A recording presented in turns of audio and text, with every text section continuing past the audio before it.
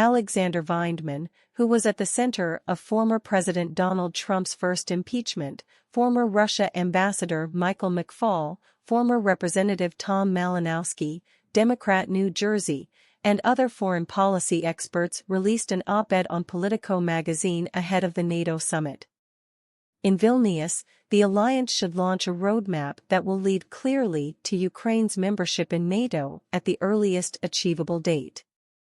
As with Finland and Sweden, the process can bypass the membership action plan in light of the close and ongoing interactions between NATO and Ukraine.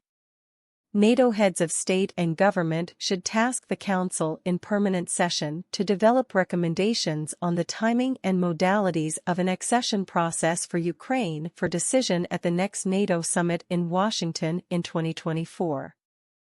Stephen Wertheim, a senior fellow at the Carnegie Endowment, said that bringing Ukraine into NATO would risk a wider European conflict. A number of signatories also signed an open letter last year calling for a no-fly zone over Ukraine.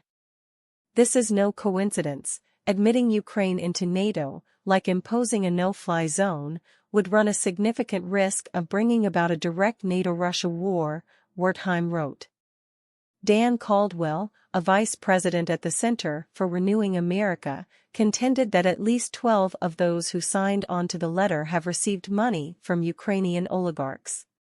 He explained, at least 12 of the signatories to this letter work at institutions that have received or are currently receiving money from Ukrainian oligarchs, Ukrainian companies like Burisma, or directly from the Ukrainian Gov. For example, here is John Herbst and Evelyn Farkas in 2018. Foreign policy advocacy often involves questions of conflict of interest. Ben Freeman, a research fellow at the Quincy Institute for Responsible Statecraft, noted that of the 27 pro-Ukraine think tanks whose donors could be identified, 21, or 77%, received funding from the military-industrial complex.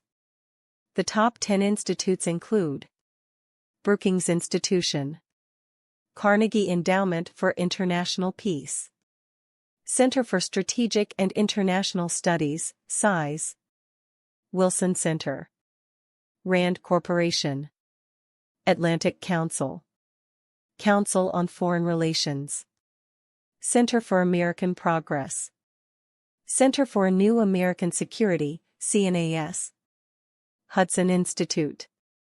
Freeman wrote, while think tank experts might have myriad reasons for supporting increased U.S. military spending, some have an additional incentive: their employer is funded by military contractors profiting from the war. While Ukraine's protracted conflict continues, Ukrainian leader Volodymyr Zelensky met with environmental activist Greta Thunberg to discuss Russia's alleged environmental crimes.